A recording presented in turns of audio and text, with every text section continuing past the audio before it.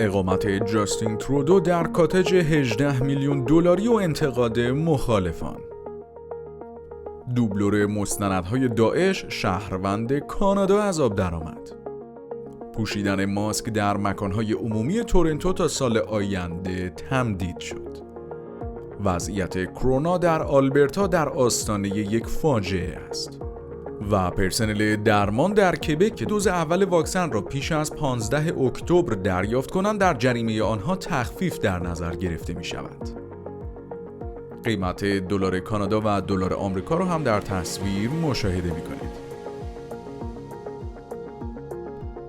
با سلام و عرض شب بخیر به همه شما مخاطبای عزیز هر جای کانادای زیبایی که هستید. من اشکان هستم از بخش خبر شامگاهی کانادا لایف تیوی و در ادامه لطفاً با ما همراه باشید با مرور آب و هوای شهرهای مختلف کانادا.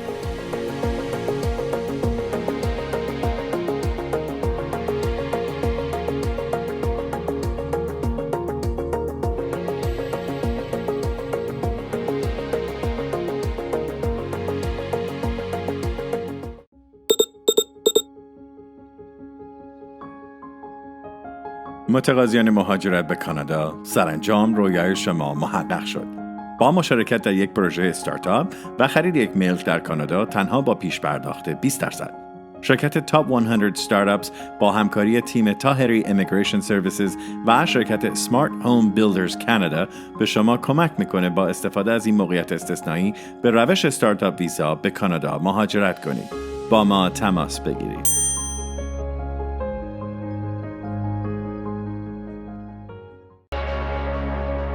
Pour acheter votre maison de rêve, comptez sur notre expertise. Arrache and Change Chaco, vos courtiers immobiliers. اقامت جاستین ترودو و خانواده‌اش در اولین روز ملی آشتی و حقیقتیابی در بریتیش کلمبیا باعث انتقاد شدید از وی شده است. آقای ترودو که شب قبل از سفرش در یک مراسم ویژه با سران قبایل بومی بوده، در روز 30 سپتامبر با همسرش سوفی در یک کاتج 18 میلیون دلاری در ونکوور آیلند دیده شده و یکی از عکاسان عکسی نیز از آنها گرفته است. یکی از فعالان بومی در نزدیکی توفینو میگوید اتفاقا ما یک مراسم بزرگداشت در نزدیکی محل استراحت نخست وزیر داشتیم و انتظار داشتیم او حداقل چند دقیقه‌ای با ما باشد و اینکه در قلمرو بومیان به سر میبرد را نیز به رسمیت بشناسد. یکی دیگر از رهبران قبایل بومی که در کمپلوس میباشد میگوید ما دعوتنامه‌ای فرستاده بودیم تا جاستین ترودو در روز آشتی و حقیقتیابی به محل مدرسه‌ای بیاید که 215 مزار بی‌نشان در آن پیدا شده و ادای احترام کند، اما اون نیامد. همچنین خانم دیگری از قبایل بومی غرب کانادا خواستار عذرخواهی نخست وزیر در همین ارتباط شده است. We must also take tomorrow and every day as a moment to remember and to reflect on the stories we tell about who we are. During the day, he spoke to 8 residential school survivors by phone, listening and learning, he said. Today, one of his cabinet ministers defended his commitment. There is no relationship that the Prime Minister is more attached to and is more invested in ensuring that we work as partners. But to the opposition, the trip was an abdication of his responsibility. یک دوبلور مستندهای داعش که در آنها قتل عام نظامیان مخالف خلافت اسلامی به تصویر کشیده شده شهروند کانادا می باشد. به گزارش گلوبال نیوز در سال 2014 زمانی که برای اولین بار صدای این فرد روی یک مستند شنیده شد، همه و از جمله پلیس RCMP برایشان جای سوال بود که او کیست که انگلیسی را مثل زبان مادری صحبت می کند. تا اینکه در سال 2019 یک گزارشگر گلوبال نیوز به سوریه رفت و با او مصاحبه کرد. حالا مشخص شده او محمد خلیفه نام دارد و قبلا در تورنتو کارشناس آیتی و کامپیوتر بوده است و در سال 2019 توسط نیروهای کرد دستگیر شده است. به گزارش گلوبال نیوز اکنون 14 شهروند کانادا در خاک سوریه به اتهام همکاری با داعش در زندان هستند، اما برخلاف ایالات متحده دولت کانادا هیچ تلاشی برای محاکمه آنها و محکوم کردنشان نمی کند. با این حال پس از منتشر شدن مصاحبه محمد خلیفه، پلیس از گلوبال نیوز خواسته تا به فایل صوتی مصاحبه دست پیدا کند. وقتی گلوبال نیوز پرسیده که چرا RCMP خودش برای مصاحبه به سوریه نمی‌رود، پاسخ این بوده که سفر به سوریه همراه با خطراتی میباشد. خانمی که متخصص امنیت ملی میباشد و به همراه گلوبال نیوز به سوریه رفته میگوید مسئله به این سادگی نیست، چرا که در سال 2017 دولت کانادا محکوم شد مبلغ $10 میلیون به فردی به نام عمر قادر به عنوان خسارت بپردازد، چرا که کارآگاهان کانادایی در گوانتانامو با او مصاحبه‌ای کرده بودند و دادگاه رأی داده که استفاده از اطلاعاتی که از اون مصاحبه به دست آمده قانونی نبوده است. Obtained evidence from Carter illegally by interviewing him at Guantanamo Bay. We see potentially the exact same thing here. The Kurds detaining Canadians who are of interest to our security officials in situations that are not compliant with international human rights obligations.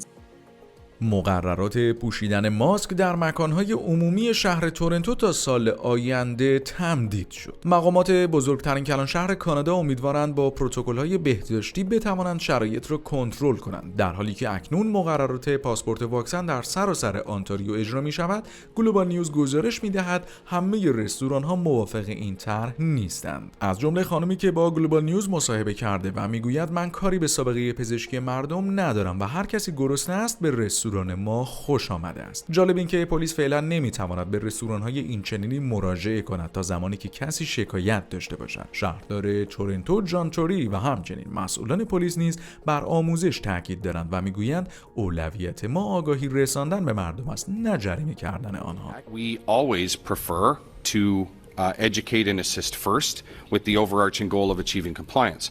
But egged on by anti-vax advocates like Chris Sky, by now most owners are well aware of the rules.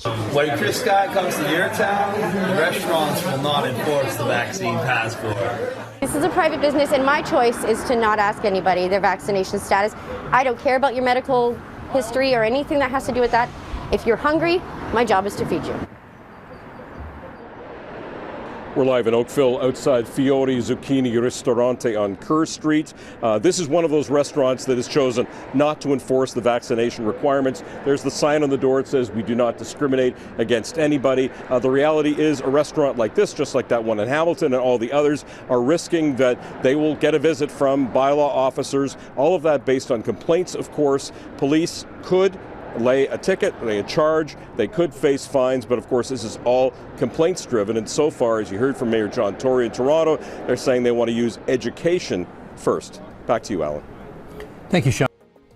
وضعیت کرونا در آلبرتا به یک فاجعه نزدیک می شود. اگرچه نیروهای صلیب سرخ و همچنین نیروهای کمکی از سایر استانهای کانادا از جمله نیوفاندلند راهی آلبرتا شده اند، اما هنوز کمبود پرسنل یک مشکل جدی برای بیمارستانهای آلبرتا می باشد. یک پزشک که در بخش اورژانس کار می کند در مصاحبه خود با CTV می گوید خیلی عجیب است که این دولت به جای سلامت شهروندان آلبرتا به منافع سیاسی خود فکر می کند. او می گوید وقتی به زندگی روزمره اهالی آلبرتا نگاه می‌کنم گویی هیچ اتفاقی نیفتاده است و اینکه مردم به مسابقه هاکی و مراسم مختلف این چنینی میروند باعث تعجب و ناامیدی من و همکارانم میشوند. COVID-19 data that you do every single day on Twitter.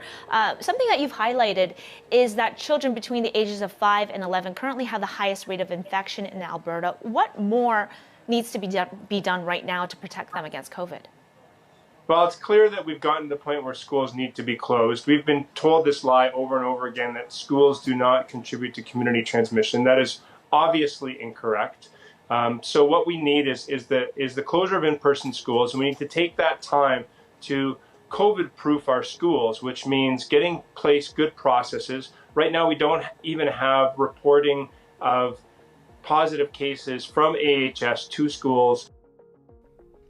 و در حالی که تاریخ به 15 اکتبر نزدیک و نزدیکتر می شود، شمارش معکوس برای تعلیق پرسنل درمان واکسینه نشده از کار شروع شده است و کمبود پرسنل درمان در سراسر کبک می رود که به یک چالش جدی برای سیستم درمانی استان تبدیل شود. یکی از اعضای جامعه پرستاران در وست آیلند مونتریال میگوید از میان 3400 نفر پرستاری که ما داریم حدود 7% واکسینه نشدند و تعلیق آنها میتواند ما را با بحران روبرو شروع کنند. به گفته کریستیان دوبه حدود 16,000 پرسنل درمان در سراسر کبک اکنون واکسینه نشدند، اما آقای دوبه میگوید سیاست‌های ما در جهت درست پیش می‌رود، چرا که با نزدیک شدن به مهلت 15 اکتبر روزانه بین 300 تا 400 پرسنل درمان به مرکز واکسیناسیون مراجعه کرده و دوز اول را دریافت می‌کنند. کریستیان دوبه میگوید سایر پرسنل درمان نیز اگر قبل از 15 اکتبر مراجعه کرده و دست کم دوز اول را دریافت کنند، مسئله کاهش حقوقشان تا حدودی حل شده و در جریمه آنها تخفیف داده می‌شود. Get their first dose immediately over the next few days. The penalty of not receiving their salary will be limited. Now, speed is one of the criticisms out there. Some of the health unions say they support the vaccination mandate, but that the deadline was too quick.